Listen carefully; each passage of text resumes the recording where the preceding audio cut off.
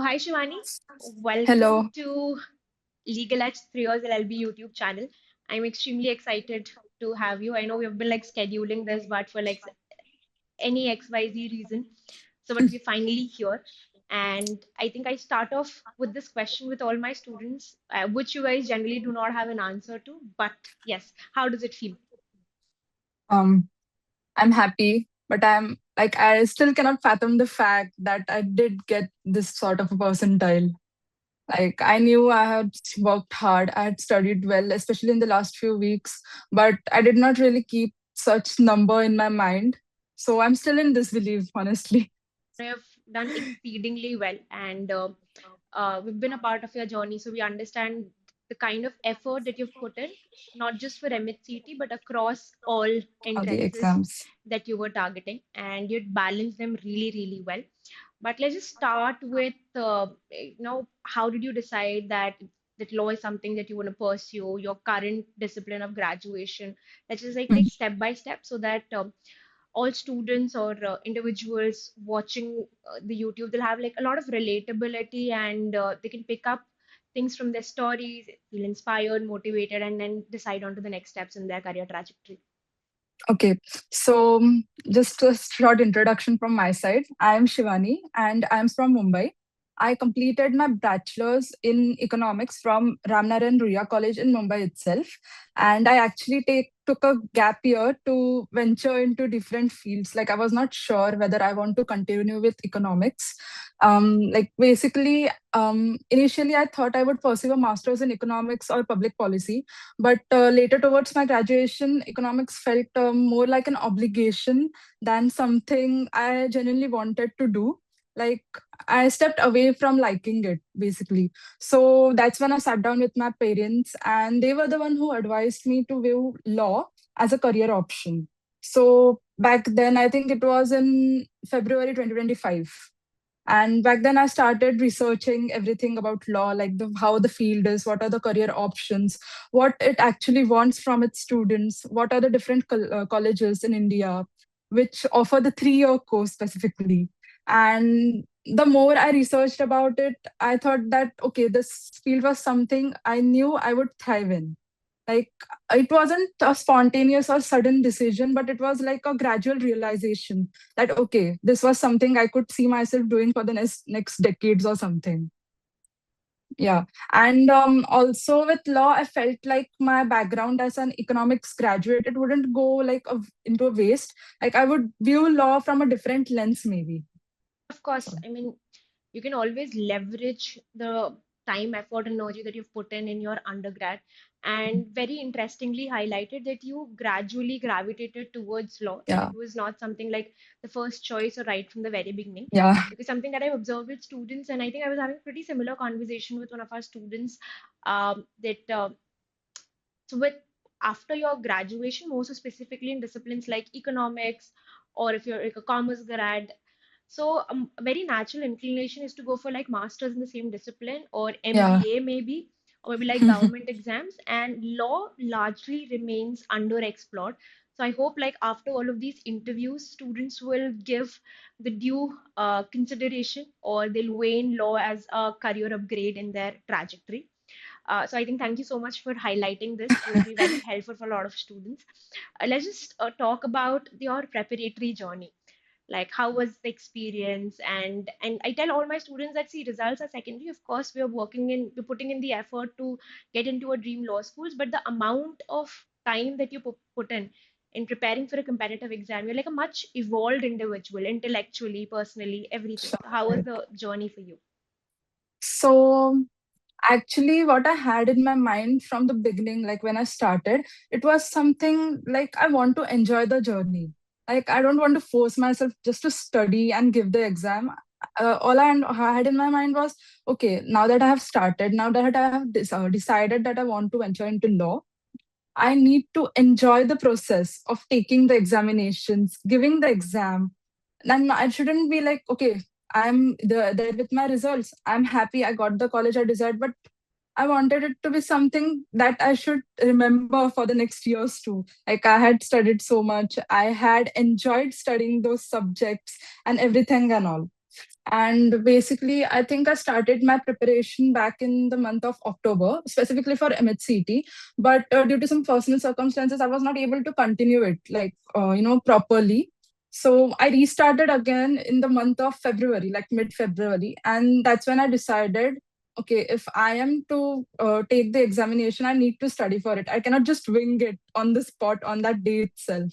So that's when I started seriously, giving it my all for the exam, for this exam, particularly MHCT only. And even though it was quite rushed, like my exam was on the 1st of April and I started in mid Feb, even though it was quite rushed, I did enjoy it, like the entire process of studying, sort of mogging to just, preparing myself for it. Okay, this is the exam. I need to give it. I need to solve the mocks. I need to study and everything. Yeah, we of course kept a tab on your mock scores. We used to discuss your mock scores. So you've consistently improved as well. And something I want to highlight that you've consistently performed really well in mocks. Of course, there were ups and downs, and Yeah. you've had a fair bit of we calling you out that what happened, why is it not performing in Yeah. mocks, or you're not taking mocks. So we've had those discussions as well. And I would want to Mm. highlight that you'd given your best for like NL SAT as well, and we've missed Yeah. out it by a margin. And so, I mean, much appreciation for how you've balanced all mocks, all entrance examinations. So, how, per se, how was the experience with the like mocks, with us, and the entire journey? It was fabulous. Like in one shot, it's fabulous. It was fabulous. I was able to stay consistent throughout my entire journey. I had someone to speak to about my worries, about the doubts I had, like everything, my mock scores. And she also kept guiding me throughout the entire time. Like whenever I felt like I was lacking in something, she advised me properly. And it actually worked out for me. Whatever she asked me, whatever steps she asked me to take, it really did help me throughout my entire journey. And the classes, like the lectures too, I was actually not very consistent, I do admit that.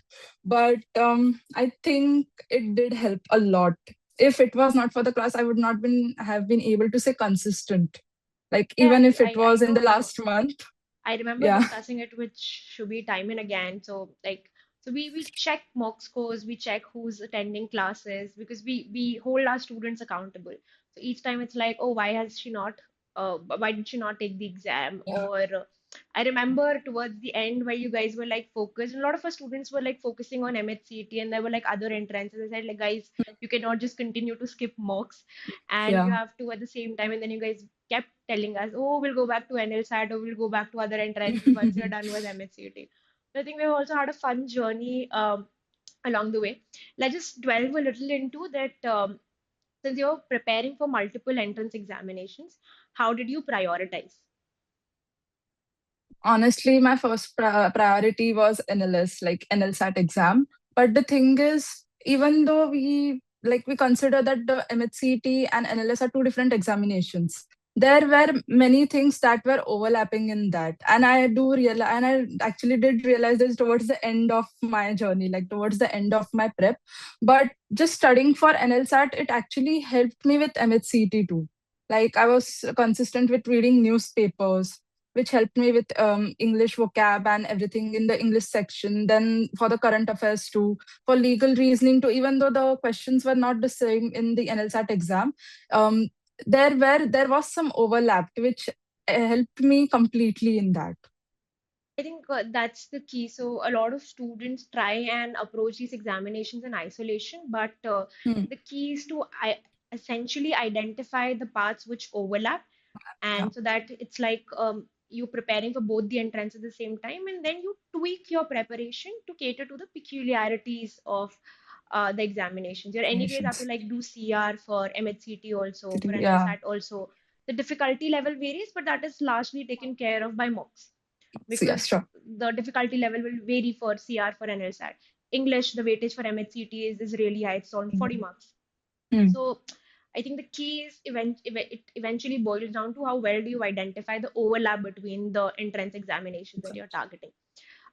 Okay, which brings me to my last question that suggestions for students who are thinking of. So I think let's just split this question into two halves. First is that law is a great career upgrade and a great career trajectory that one can eye at post their graduation. I have a lot of students from engineering, BA, BCom, economics, political science, etc. Now, so of course there are sets of people who had initially taken CLAT, could not get through, and now are targeting 3 or LLB programs. But then there are Hmm. certain chunk of students like you who were exposed to a law in their grad and then eventually pick it up. So a little about on that. How is that's a career opportunity and why did you consider it? And then we'll come to exclusively suggestions for people who will be preparing for 2027. Okay, for the first question, I feel that law is something that is not static. That is something I like about it. Like when I first started reading about stuff, like when I first started researching about it seriously, I felt like it is not something that I would have to just sit with. It was something, there are different cases, there are different stories. And that was something that excited me. I do not like something that is very consistent or just there statically. So if someone is like me who does not want the same things over and over again, if you want to delve into something that is constantly evolving, that is constantly changing, then law is the thing for you. Then you will thrive in law. I can guarantee that. And for the second question, for 2026 examinations, Seven. You're done with, you won't take the 2027, 2026 after. oh, 2027 exam. Can you please repeat your question once Yeah, again? I mean suggestions for 2027. Students will be taking it up in 2027. Start early, Yes. start reading newspapers, please start mocks. Even if you have not started studying, please attempt the mocks, please analyze them. I think that rather than taking the mocks, analyzing the mocks is more important, because Correct. you know, and you understand where your liabilities are, where your weaknesses are, where your strengths remain. And I think solving mocks is what helped me, even if it was in the later journey. It did help me a lot. So if I am someone who started late and still got this sort of a percentile, if you start early with the mocks, with the studying, like with everything, with your entire prep, I think you will definitely score better than me with that sort of a I think consistency. that's being very modest because I think that the frequency of mocks increased towards the end, but you were pretty consistent in terms of at least attempting one The to two mocks. mocks every month. And I thank you so much for highlighting because, of course, you guys have also been in a position that we had to tell you guys that write mocks, you cannot delay it right Yeah, towards the very end. But a mistake that students generally make that we're like when we're completely prepared, we'll take the mock. That's the biggest mistake.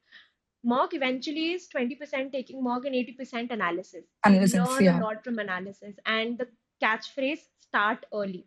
Because a lot of you are like doing it alongside your final year graduation or Hmm. maybe like working or another XYZ things. So the earlier you start, you're buying yourself time, luxury. Yeah. Otherwise, towards the end, I think again, personal problems and Hmm. there's a lot of pressure. So space out your preparation perfectly. On that note, thank you so much, Shivani. It's Thank always you so much, extremely ma'am. fun to interact with you. And we're possibly planning like a Mumbai meetup also. So whenever next in Mumbai, then I'm gonna call all my I will be students. there. I will be there And definitely. yes, I'm gonna call all my students and have like a little meetup in Bombay. And I'm looking forward to seeing you. Send me like a lot of pictures from your law school. I Thank will. you I will. so much and Thank all you the so best. much. Thank you so Yes, much, ma'am. Thank you to you and the team. Thank you. we're always here. Thank you, ma'am.